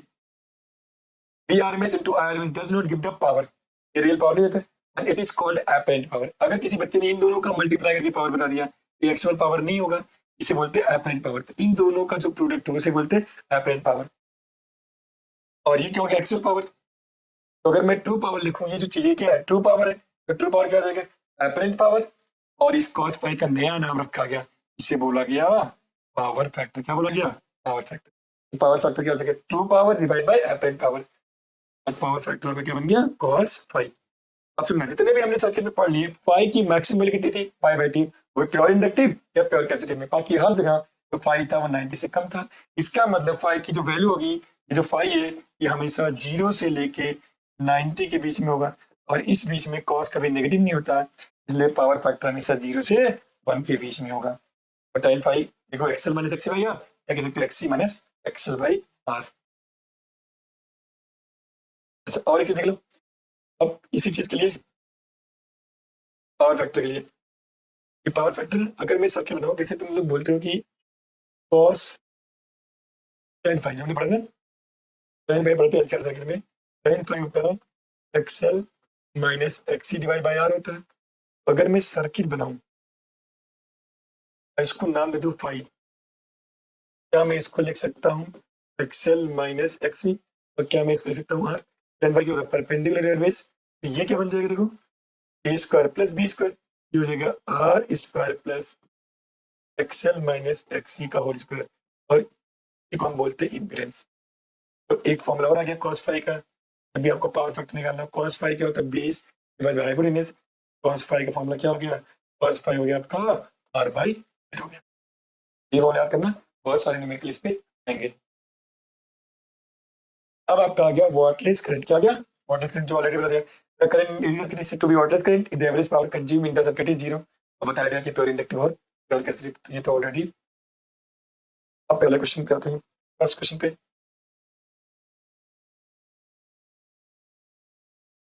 देखो कह रहा है कि find the average power loss in AC circuit, a applied voltage V दिया हुआ 10 sin ओमेगा t और I दिया हुआ 5 cos omega t। Average power loss, average power loss का फॉर्मूला क्या होता है VRMS IRMS cos phi. Phi के मतलब तुम्हें क्या निकालना पड़ेगा फेज डिफरेंस, बट ये भी साइन में है और ये कॉस में है, तभी फेज डिफरेंस निकालना आ जाता है। तो दोनों साइन में दोनों कॉस में, हमेशा कॉस वाले को साइन में दिया करो। आई जो हो जाएगा 5 sign omega T plus pi by 2, क्योंकि साइन 90 प्लस थीटा क्या होता है कॉस थीटा। तो देखो ध्यान से, इसका फेज ये है, इसका फेज ओमेगा टी, इसका फेज कितना omega T plus pi by 2, phase difference कितना हो गया पाई बाई 2। तो पी एवरेज क्या होता है formula V R M S I R M S into cos phi, और सबको पता है कॉस 9 फाई कितना 90, कॉस 90 कितना होता है 0, तो एवरेज पावर क्या हो गया 0। अच्छा ये भी पूछ सकता था क्वेश्चन में कि सर्किट में कौन कौन से एलिमेंट है प्रेजेंट है। देखो पहले बता वोल्टेज आगे चल रहा है या करंट आगे चल रहा है, करंट आगे चल रहा है, कितना आगे चल रहा है 90 डिग्री। और याद करो 90 डिग्री केवल एक ही सर्किट में होता है, प्योर कैपेसिटिव सर्किट। ये भी पूछ सकता था नेचर ऑफ सर्किट क्या है, तो नेचर ऑफ सर्किट कैसा है प्योर कैपेसिटिव सर्किट। और सर्किट में कितने एलिमेंट होंगे, केवल एक एलिमेंट होगा, उसका नाम होगा कैपेसिटर। अगला क्वेश्चन देखो, इन AC circuit applied voltage current दिया हुआ पावर डिसिपेटेड निकालना है। अभी बताता है पी इक्वल टू क्या था V R M S I R M S cos phi हो गया। तो वी आर एम एस क्या हो जाएगा, एक को रूट 2 से डिवाइड कर दो तो 150 divide by root 2। I R M S क्या होता है आई नॉट को रूट 2 से डिवाइड कर दो, cos फाई कितना है, क्या ये भी साइन में है, ये भी साइन में है, तो कोई दिक्कत नहीं है। फेज डिफरेंस कितना हो गया pi by 3, cos pi by 3 हो गया 150 इंटू 150 डिवाइड बाई 2। ये जो cos 60 कितना होता है 1 बाई 2, ये कट दो तो 75 हो गया, ये से कट गया तो 75 हो गया, एक मल्टीप्लाई करोगे तो 562 वॉट आ जाएगा। ये क्वेश्चन हो गया। आगे बढ़ते हैं, आगे पूछा कि the power factor of the circuit shown in figure. यार इस सर्किट में पावर फैक्टर निकालो, क्या आते हैं पावर फैक्टर, सब कुछ दिया हुआ, आर दिया हुआ एक्स दिया हुआ एक्सएल दिया हुआ, सब कुछ दिया, सिंपल है। पावर फैक्टर मतलब आपको cos फाई पूछा हुआ, cos फाई मतलब आर बाई जेड पूछा हुआ, और आर बाई जेड, जेड क्या होता है root R square plus XL minus XC का होल स्क्वायर। तो आपका cos फाई कितना हो जाएगा आर की वैल्यू कितनी है 60 डिवाइड बाय रूट आर की वैल्यू कितनी है 60, और एक्सएल माइनस एक्सी, एक्सएल कितना है 100, एक्सी कितना 20, तो है 100 में से 20 जाएगा तो 80 हो जाएगा, 80 का स्क्वायर हो जाएगा 0.6 हो गया पावर फैक्टर। अगला आ गया चौक कॉइल। तो कॉइल क्या होता है इंडक्टर ही होता है, बट इंडक्टर बनाते समय एक बात का ध्यान रखते हैं कि जो एक्सएल हो मतलब ओमेगा इंटू एल वो हाई हो, जो रेजिस्टेंस हो क्या हो। जब भी कहीं कॉइल बनाओगे तो वो आइडियल कॉइल नहीं होगा, आइडियल कॉइल इसको बोलते हैं जिसमें रेजिस्टेंस क्या हो 0। पर किसी भी वायर कहीं तो कॉइल बनाओगे आप, अगर वायर आ गया तो रेजिस्टेंस हो गया। हम कोशिश क्या करते हैं कि इम्पीडेंस हाई हो और रेजिस्टेंस लो हो, तो रेजिस्टेंस लो का होगा मोटा वायर लेते हैं, और मोटे वायर का हम कॉइल बनाते हैं, खासकर कॉपर का। तो कॉपर का लेते हैं क्योंकि अगर मैं आर निकालू तो आर इक्वल रोयल बाई ए, अगर मोटा वायर होगा तो ए ज्यादा होगा तो आर कम होगा, और कॉपर वायर की रेजिस्टिविटी बहुत कम होगी तो आर बहुत कम होगा, हम नेगलेक्ट कर सकते। इसकी हमारी लाइफ में जरूरत क्या पड़ती है, जैसे हमारे घर में सप्लाई आती है 220 वोल्ट आती है, मैक्सिमम एप्लायंसेस 220 वोल्ट पे काम करते हैं, बट बहुत सारी एप्लायंसेस ऐसे होती है मान लो 220 वोल्ट पे काम नहीं करते, स्मॉल डिवाइस है। जैसे ट्यूबलाइट हो गया, ट्यूबलाइट को 220 वोल्ट नहीं चाहिए, अगर मैंने ट्यूबलाइट को डायरेक्ट 220 वोल्ट दे दिया तो मान लो ये इसको जो चाहिए इसको 60 वोल्ट की जरूरत है, मान लो एज्यूम करो इसको 60 वोल्ट की जरूरत है। अगर मैंने 220 वोल्ट दिया तो 60 वोल्ट यहाँ आएगा, बचा हुआ यहाँ मान लो ये नहीं लगाना कुछ चीज तो चाहिए 60 दे दे कितना 220 वोल्ट, तो हमारा जो ट्यूबलाइट है वो फूक जाएगा, खराब हो जाएगा, डैमेज हो जाएगा। तो हमें एक ऐसा डिवाइस चाहिए जो अप्लाइड वोल्टेज को डिस्ट्रीब्यूट कर सके, तो जितना चाहिए उतना मिले बाकी यहाँ से। हमारे पास दो चॉइस, या तो मैं यहाँ रेजिस्टेंस लगा दूं तो रेजिस्टेंस भी कुछ वोल्टेज यहाँ ड्रॉप हो जाएगा, लेकिन रेजिस्टेंस लगाने में नुकसान है, रेजिस्टेंस से पावर लॉस, पावर कंजम्पशन बढ़ जाएगा, आई स्क्वायर आर। फालतू में हमारे घर का बिजली का बिल एक्स्ट्रा लगेगा, तो इसलिए हम यहाँ रेजिस्टेंस नहीं लगाते, हम क्या लगा देते हैं यहाँ पे चोक कॉइल। और जब हम यहाँ पे चोक कॉइल लगाते हैं, अभी तुमने पढ़ा कि चोक कॉइल में जो एवरेज पावर लॉस होता है क्या होता है, जीरो। मतलब वो सर आइडियल नहीं होता, हम माना कि आइडियल नहीं होता, आर बहुत कम होता है तो पावर लॉस क्या होगा, बहुत कम होगा, हमारी बिजली बचेगी और हमारे अप्लायंसेस भी क्या होगा, सेफ हो जाएगा, इसलिए हम यहाँ पे चोक कॉइल लगाते हैं। अगला क्वेश्चन आ गया, कह रहा है in series LCR circuit the voltage across resistance capacitance and inductance is 10 volt. बना लेते हैं सीरीज एलसीआर सर्किट।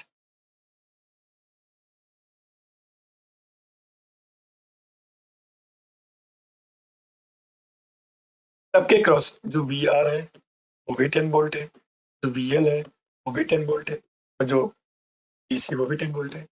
और मैंने कहा था अगर V L equal to V C आ जाए तो रेजोनेंस हो जाएगा, इसका मतलब ये सर्किट किस में है, रेजोनेंस में। और मान लिया अप्लाइड वोल्टेज वी नॉट, तो ये सर्किट किस में है, रेजोनेंस में।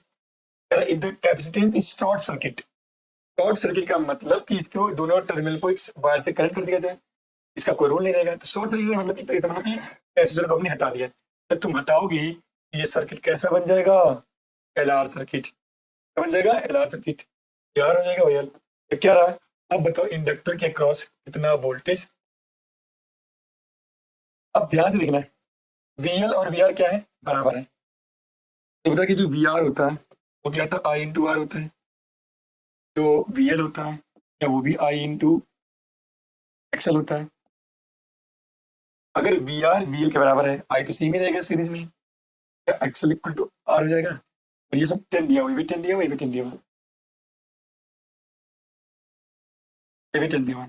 यहाँ से मैं ये कह सकता हूँ कि जो एक्सएल होगा वही आर के बराबर होगा, और एक्सी तो बराबर ही होगा, रेजोनेंस में एक्सएल। अच्छा पहले इंपीडेंस क्या था, याद करो रेजोनेंस में जो इंपीडेंस होता है वो क्या होता है, जेड आर के बराबर होता है। तो आई क्या हो जाएगा, applied voltage V divide by Z, मतलब आर हो गई, इनिशियल आई है। अब इंपीडेंस क्या हो जाएगा, इंपीडेंस अब जेड जेड, इसका इंपीडेंस निकाल रहा हूँ। अब इंपीडेंस का root R square plus XL square हो जाएगा, क्योंकि एक्स तो है नहीं, और आपको पता है कि एक्सएल और आर क्या है, बराबर है, तो जो जेड जेड हो जाएगा root R square plus R square हो जाएगा, हो जाएगा आर रूट टू। पहले इंपीडेंस कितना था, आर, अब क्या हो गया, आर रूट टू बढ़ जाएगा। तो अगर इंपीडेंस बढ़ जाएगा, आई इक्वल क्या होता है, वी बाई जेड। अगर जेड रूट टू टाइम्स बढ़ गया तो करंट क्या होगा, रूट टू टाइम्स कम हो जाएगा। तो जो न्यू करंट है क्या, वो इनिशियल करंट का रूट टू टाइम्स कम हो जाएगा, क्योंकि जेड बढ़ेगा। अब तो बता कि क्या बता, न्यू वोल्टेज वी के क्रॉस, तो आई इंटू एक्स लिखा है, एक्शन में कोई चेंज आया नहीं, क्योंकि हमने अप्लाइड वोल्टेज में कोई चीज नहीं किया, इंडक्टर के साथ कुछ शेयर नहीं, कुछ आई नहीं की। क्या कम हुआ, आई, आई कितना हो गया, one by root two times, क्या वोल्टेज भी one by root two times हो जाएगा, option A correct, and divide by root two voltage. अब आपका आ गया ट्रांसफॉर्मर, ये भी टॉपिक बहुत इंपॉर्टेंट है और अल्टरनेटिंग करंट का आखिरी टॉपिक। अब आपका आ गया ट्रांसफॉर्मर। ट्रांसफॉर्मर एक ऐसा डिवाइस है जो अल्टरनेटिंग करंट को हाई से लो वोल्टेज और लो को हाई में कन्वर्ट। याद रखना, ट्रांसफॉर्मर सिर्फ अल्टरनेटिंग वोल्टेज पे वर्क करता है, डायरेक्ट करंट पे वर्क नहीं करता। कोई बोले कि हमने आपको 20 वोल्ट डीसी दिया, इसको 10 वोल्ट में कन्वर्ट कर दो, 2000 में कन्वर्ट कर दो, तो ट्रांसफॉर्मर नहीं कर सकता। Transformer is only applicable on alternating current. तो अगर मैं ट्रांसफॉर्मर की बात करूं तो ट्रांसफॉर्मर एक डिवाइस है जो हाई वोल्टेज एसी को लो वोल्टेज एसी में कन्वर्ट कर सकता है, या लो वोल्टेज एसी को हाई वोल्टेज एसी में कन्वर्ट कर सकता है, एंड वाइस वर्सा। अगर लो को हाई में करेगा तो इसके बाद, अगर हाई को लो में कर दिया, जैसे हाई को, जैसे हाई है, हाई कहा चला गया लो में, स्टेप डाउन ट्रांसफार्मर। अगर लो का कर दिया हाई में, स्टेप अप ट्रांसफार्मर हो जाएगा। प्रिंसिपल किससे बेस्ड है, ये भी इंपॉर्टेंट है। तो एसी का प्रिंसिपल है, it's work on mutual inductance. किस पे काम करता है, म्यूचुअल इंडक्टेंस पे। तो जो ट्रांसफार्मर का principle is based on electromagnetic induction. मतलब म्यूचुअल इंडक्शन, जब आपके पास दो कॉइल हो, अगर एक कॉइल में वेरिएबल करंट पास हो रहा है तो दूसरी कॉइल में अपने आप इंड्यूस ईएमएफ आ जाएगा। अब कंस्ट्रक्शन देखो कैसे होता है, कंस्ट्रक्शन पे आ जाते हैं। अल्टरनेटिंग करंट में दो बाइंडिंग होती है, जो यहाँ पे ऐसे दो आर्म्स बने होते हैं,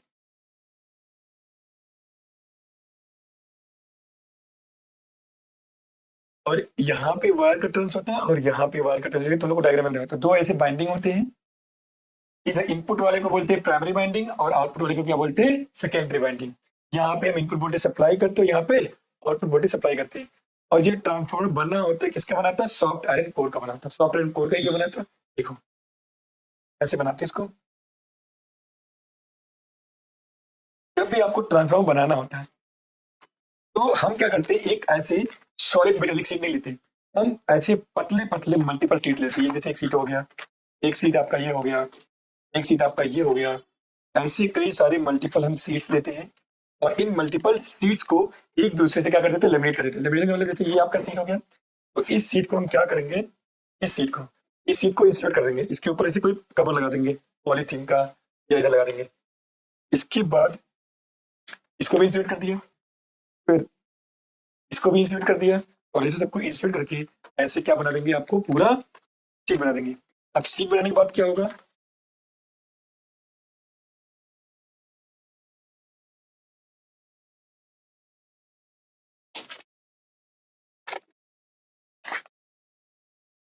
ये कुछ ऐसा हो जाएगा। जो सीट अभी भी है, ऐसे यहाँ पे बहुत सारी मल्टीपल सीट है, और यहाँ पे स्पेस हो जाएगा। ये डायग्राम कुछ ऐसा है। और यहाँ पे हम क्या करेंगे, इस वाले बाइंडिंग पे ऐसे वायर का चक्कर लगा देंगे, कॉपर वायर लेंगे, और यहाँ पे भी कॉपर वायर लेंगे। ये जगह प्राइमरी बाइंडिंग और ये सेकेंडरी बाइंडिंग। हमने सॉफ्ट आयरन कोर क्यों लिया, सॉफ्ट आयरन जो होता है फेरो मैग्नेटिक मटेरियल होता है, और वो मैग्नेटिक फील्ड के ही डायरेक्शन में मैग्नेटाइज होता है। तो मैग्नेटिक फील्ड को और ज्यादा मैग्नेटाइज हो जाएगा, और उसके मैग्नेटाइजेशन से फ्लक्स चेंज बढ़ जाएगा। तो ये आपका हो गया प्राइमरी बाइंडिंग, और ये आपका हो गया सेकेंडरी बाइंडिंग। अब प्राइमरी बाइंडिंग में जो नंबर ऑफ टर्न्स होता है उसको लिखते हैं N1, और सेकेंडरी बाइंडिंग में नंबर ऑफ टर्न्स होता है वो N2। अगर जब इसमें प्राइमरी बाइंडिंग में हम करंट पास करेंगे, अल्टरनेटिंग करंट, तो क्या इसका फ्लक्स चेंज होगा। तो जब किसी भी कॉइल में मान लो ऐसे करंट फ्लो हो रहा है, ये कॉइल ऐसे चक्कर है, तो जब इसमें करंट फ्लो होगा तो क्या ऐसे मैग्नेटिक फील्ड लाइन निकलेंगे, और यहाँ से मैग्नेटिक फील्ड लाइन ऐसे निकलेंगे ऊपर, और यहाँ से होते हुए सारे लिमिटेड हो रहे हैं, यहाँ से होते हुए सेकेंडरी कॉइल में जाएगा। और जैसे जैसे करंट वेरिएबल होगा वैसे वैसे फ्लक्स वेरी करेगा, और फ्लक्स कैरी करेगा तो यहाँ पे क्या आएगा, इंड्यूस हो पाएगा, यहाँ से हमें सेकेंडरी वोल्टेज मिल। अब ट्रांसफार्मर दो टाइप के होता है, एक कोर टाइप जो मैंने पढ़ाया, कोर टाइप में प्राइमरी बाइंडिंग और सेकेंडरी बाइंडिंग दोनों अलग अलग होते हैं, क्योंकि आपका कोर टाइप। अगर मैं सेल टाइप की बात करूं तो सेल टाइप में प्राइमरी बाइंडिंग और सेकेंडरी बाइंडिंग दोनों एक ही फ्रेम पे होते हैं, एक ही आर्म से होते हैं। फर्क क्या है और ये एडवांटेज क्या है, तो ये आपका सेकेंड, ये इसमें सेल टाइप में फ्लक्स लीकेज कम होगा। क्यों, क्योंकि प्राइमरी कॉइल के अंदर ही क्या है, सेकेंडरी कॉइल है, जितना पूरा फ्लक्स पास करेगा पूरा सेकेंडरी कॉइल के अंदर कन्फाइंड हो जाएगा। इस वाले में फ्लक्स लीकेज कम होता है, जबकि इस वाले में फ्लक्स लीकेज ज्यादा होता है, इसलिए हम सेल टाइप को प्रेफर करते हैं। वर्किंग मैकेनिज्म क्या होता है, वर्किंग मैकेनिज्म आपको पता है कि जब प्राइमरी वाइंडिंग का फ्लक्स चेंज होगा तो सेकेंडरी सॉरी करंट पास करेंगे तो सेकेंडरी कॉइल में वो फ्लक्स आएगा तो इसमें इंड्यूस ईएमएफ जनरेट होगा। तो प्राइमरी वाइंडिंग में क्या होता है, पढ़ा तुम लोगों ने, E1 इक्वल क्या हो जाएगा, E1 क्या EMF minus N d five by dt, N1 क्या नंबर ऑफ टर्न्स, ऐसे E2 क्या हो जाएगा minus N2 d five by dt। अब हम मानते हैं कि फ्लक्स चेंज और प्राइमरी वाइंडिंग और सेकेंडरी वाइंडिंग में ऑलमोस्ट वाला सेम, क्या दोनों में d five by dt same है, दोनों में d फाइव बाई dt। तो इसको ले लो तो minus E1 by N1 equal to minus E2 by N2, तो और भी कैन से E2 by E1 is equal to N2 by N1, और इसी N2 बाई N1 को क्या बोलते हैं, टर्न रेशियो, और भी कैन से transformer ratio. N2 by N1 क्या बोलते हैं, टर्न रेशियो। अगर N2 N1 से बड़ा है तो E2 E1 से बड़ा हो जाएगा। अगर ठीक है, देखो अगर आपका N2 N1 से बड़ा है तो E2 जो होगा वो E1 से बड़ा होगा, इसे बोलेंगे स्टेप अप ट्रांसफार्मर, क्योंकि सेकेंडरी वाइंडिंग का वोल्टेज प्राइमरी से ज्यादा है। अगर N1 ग्रेटर देन N2 है, इसका मतलब E1 लेस देन क्या हो जाएगा, E2 का मतलब उल्टा कर दिया, का मतलब हो गया कि जो E1 होगा वो E2 से बड़ा होगा, ये हो जाएगा स्टेप डाउन ट्रांसफार्मर। अगर मैं बात करूँ एफिशिएंसी ऑफ ट्रांसफार्मर, किसी भी चीज की एफिशिएंसी हम निकालते हैं तो क्या बोलते हैं, output power divide by input power into 100। ये हो गया आपका एफिशिएंसी का फॉर्मूला। एफिशिएंसी का जो सिंबल होता है वो ईटा होता है। अगर आइडियल ट्रांसफार्मर है तो आइडियल ट्रांसफार्मर की जो एफिशिएंसी होती है वो 100% होती है, लेकिन आप लोग को पता है कि रियल लाइफ में आइडियल जैसा कुछ होता नहीं है, फिर भी आइडियल नहीं होता ट्रांसफार्मर, फिर भी उसकी एफिशिएंसी काफी अच्छी होती है, 90 से 92% के आसपास होता है। ये बहुत अच्छा माना जाता है। और अगर ट्रांसफॉर्मर आइडियल है तो इनपुट पावर और आउटपुट पावर क्या हो जाएंगे बराबर, E1 I1 इक्वल टू क्या हो जाएगा E2 I2, तो E1/E2 इक्वल टू I2/I1 और वैकेंसी N1/N2। अब एक चीज ध्यान रखना, E2/E1 is equal to N2/N1, ये दुनिया के हर ट्रांसफार्मर के लिए सही है, but E2/E1 is equal to N2/N1 is equal to I1/I2। देखो ये कब सही है, ये सिर्फ आइडियल ट्रांसफार्मर, ये सबके लिए ऑल टाइप ट्रांसफार्मर सबके लिए वैलिड है, तो ये ध्यान रखना। इसी पे हम करेंगे न्यूमेरिकल। अब आपका आगे एनर्जी लॉस इन ट्रांसफार्मर, पहला हो गया कॉपर लॉस। अब मैंने बता रही जो प्राइमरी वाइंडिंग होती है सेकेंडरी वाइंडिंग होती है, उस पर हम क्या करते हैं, वायर को लपेट देते हैं। वायर को लपेट देंगे तो उसमें करंट पास करेगा, करंट पास करेगा तो I2RT से हीट लॉस होगा, हीट लॉस होगा तो हमारा बहुत सारा इनपुट पावर वेस्ट हो जाएगा। उससे बचने के लिए हम कॉपर यूज करते हैं, क्योंकि कॉपर का रेजिस्टेंस कम होता है, और थोड़ा थिक वायर यूज करते हैं तो रेजिस्टेंस कम करते हैं और पावर लॉस को बचा लेते हैं। अगला आगे एडी करंट लॉस पड़ा होगा कि जब किसी, तो ये आपका सीट था मेटालिक सीट, मेटालिक सीट का जब फ्लक्स चेंज होता है तो उसके अंदर क्या जनरेट होता है, एडी करंट। एडी करंट से भी क्या होता है कि फ्लक्स लीकेज ज्यादा होता है, इसलिए मैंने क्या यूज किया था, लेमिनेटेड कोर। क्या यूज किया था, लेमिनेटेड कोर। जब मान लो करंट यहाँ से यहाँ पास करना चाहिए, करंट यहाँ से यहाँ ना जा पाए, यहाँ से यहाँ ना जा पाए, अगर कुछ जगह पास करेगा तो लंबा पाथ ट्रेवल करेगा, लंबा पाथ ट्रेवल करेगा तो एडी करंट की वैल्यू कम हो जाएगी। अगला आ गया हिस्टेरिस लॉस। इसलिए लॉस क्या होता है तुमने पढ़ा होगा, जब मैंने ये पढ़ाया था साइकिल ऑफ मैग्नेटाइजेशन डीमैग्नेटाइजेशन, जब कोई मैग्नेट मैग्नेटाइज होता है तो ग्राफ मैंने बताया था कुछ ऐसा होता है, ऐसा कुछ साइकिल होता है, साइकिल ऑफ मैग्नेटाइजेशन और डीमैग्नेटाइजेशन। और जब बार बार अल्टरनेटिंग करंट का डायरेक्शन बदलता रहता है, जैसे सॉफ्ट करंट को एक बार इस डायरेक्शन में मैग्नेटाइज हुआ तो अगली बार अपोजिट डायरेक्शन में मैग्नेटाइज होगा, इसकी वजह से भी एनर्जी लॉस होता है। फ्लक्स लीकेज तो मैंने बता दिया, फ्लक्स लीकेज को रिड्यूस करने के लिए हम कोर टाइप ट्रांसफार्मर ना यूज करके सेल टाइप ट्रांसफार्मर यूज करते हैं। अगला आ गया हमिंग लॉस। अगर ट्रांसफार्मर के पास से गुजरोगे तो आवाज आती है, की आवाज आती है। एक बर्ड है हमिंग, दुनिया की सबसे छोटी चिड़िया है, उसकी जो आवाज होती है डिट्टो वैसे आवाज आती है, इसका नाम रखा गया हमिंग लॉस। ये सारी जो लॉसेज होती है इनको हमें मिनिमाइज करना होता है। अब करते क्वेश्चन।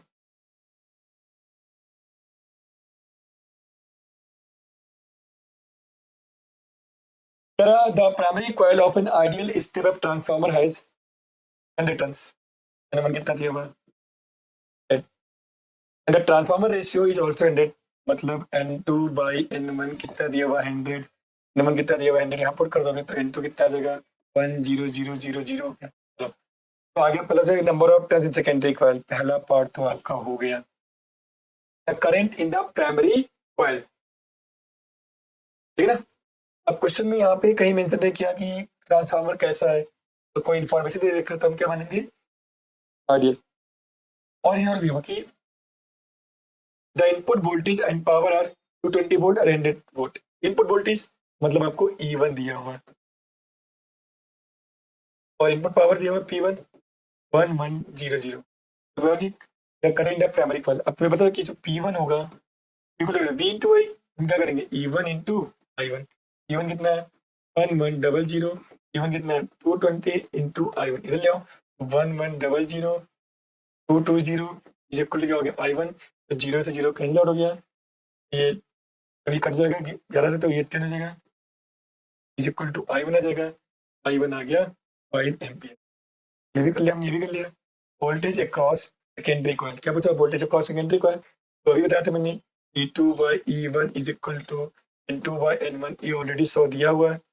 E2 क्या हो जाएगा 100 इंटू E1 और 100 इंटू E1, कितना दिया 220, ये हो जाएगा 2200 वोल्टेज, ये हो गया E2। तो वोल्टेज अक्रॉस सेकेंडरी कॉइल भी हो गया। Fourth, the current in the secondary coil, the current in the secondary coil क्या होगा। अब कुछ नहीं दिया तो क्वेश्चन में हम बाय डिफॉल्ट मानेंगे कि आइडियल है, तो कैसे निकालेंगे। अभी मैंने अगर आइडियल होगा तो हम कह सकते हैं कि I1/I2 is equal to N2/N1 होता है, और N2/N1 100 दिया हुआ है, चलिए तो I1 डिवाइड बाई 100 क्या I2 हो जाएगा। I1 कितना दिया 5 डिवाइड बाई 100 क्या हो जाएगा I2, यहाँ से I2 हो जाएगा 0.05 ठीक हो गया। अगला लास्ट क्या दिया हुआ power in the secondary coil, अगर आइडियल ट्रांसफॉर्म होगा तो input power is equal to output power, और इनपुट पावर कितना दिया हुआ आपको 1100 वोल्ट, तो इनपुट पावर हो गया भाई, क्या हो जाएगा आपका आउटपुट पावर हो जाएगा। ये भी हो गया। नेक्स्ट अगला क्वेश्चन,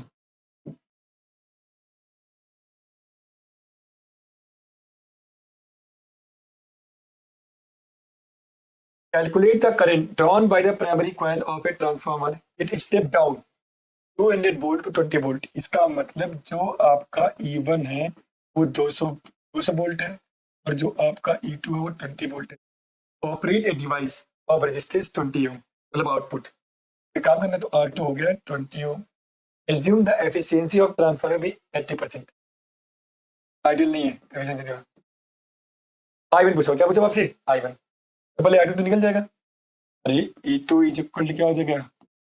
E2 R2, क्योंकि V कटवा रहे होता है। E2 कितना दिया हुआ 20, I2 R2 दिया हुआ 20, तो I2 कितना आ गया 1 एम्पियर आ गया। अब सबको पता है कि जो एफिशिएंसी होती है, एफिशिएंसी होती है आपकी E2 I2 divide by E1 I1 into 100, output power divide by input power. और ये दिया हुआ 80, E2 दिया हुआ कितना 20, I2 कितना दिया 1, E1 कितना दिया हुआ 200, I1 पूछा हुआ 200। अब देखो ध्यान से, इससे कट गया तो इससे कट गया 10, तो I1 आ गया 10/80 1/8 और भी 0.125 भी हो गया। अब आगे देखते हैं next question. The output voltage of an ideal transformer connected to a 40 volt AC means is 24 volt। तो आउटपुट दिया हुआ, तो इनपुट दिया हुआ 40 वोल्ट और आउटपुट दिया हुआ 24 volt. When this transformer is used to light a bulb with rating 24 watt, इसका मतलब ये आउटपुट वोल्ट हो गया, क्योंकि यहाँ भी 24 और आउटपुट पावर मतलब P2 कितना दिया हुआ 24 watt. Calculate the current in primary coil, तो आसान है। तो P2 इज इक्वल टू क्या होता है E2 I2, E2 कितना दिया हुआ 24, E2 कितना दिया हुआ 24, यहाँ से I2 कितना आ गया 1 एम, I2 कितना आ गया आपका 1 एम्पियर आ गया। अब सबको पता है कि आइडियल ट्रांसफार्मर में होता है E2/E1 is equal to N2/N1 is equal to I1/I2। ये उल्टा होते हैं, डायरेक्टली होते हैं। अगर ये तो दिया नहीं है तो पता ही है हमें। E2 कितना दिया हुआ 24 वोल्ट, E1 कितना दिया हुआ 40, I1 कितना दिया हुआ 1 और आपसे I2 पूछा, तो I2 हो जाएगा 40 डिवाइड बाई 24 एम्पियर आ गया। नेक्स्ट क्वेश्चन देखते क्या है। अब कंप्लीट हो गया। ठीक है, तो पूरा अल्टरनेटिंग करंट टॉपिक मैंने करा दिया, सारे इंपॉर्टेंट क्वेश्चंस करा दिए। अब आप लोगों को क्या करना है कि वीडियो देखना है, क्वेश्चन करना, और प्रीवियस ईयर क्वेश्चन जो मैंने आप लोग को बोला आर्यन थे एमटीजी में से कोई भी एक ले लो, सारे प्रीवियस क्वेश्चन सॉल्व कर लेना। और फिर जो डाउट होंगे वो आप कमेंट सेक्शन में डाल देना, या पर्सनली मुझसे जो लोग पर्सनली मुझ तक कॉन्टैक्ट कर सकते हैं। ठीक है, नेक्स्ट और वीडियोज आते रहेंगे आपके टिल बोर्ड एग्जाम तक। हर एक चैप्टर का मैं क्विक रिवीजन का वीडियो बनाऊंगा और साथ ही इंपॉर्टेंट टॉपिक बनाऊंगा। तो अगर आप चाहते हैं कि उन सबको आपको बेनिफिट मिले तो आप चैनल से जुड़े रहे, सब्सक्राइब करें और अपने दोस्तों को भी भेजें तो उनको भी अच्छे नंबर आए। तब तक के लिए जय हिंद।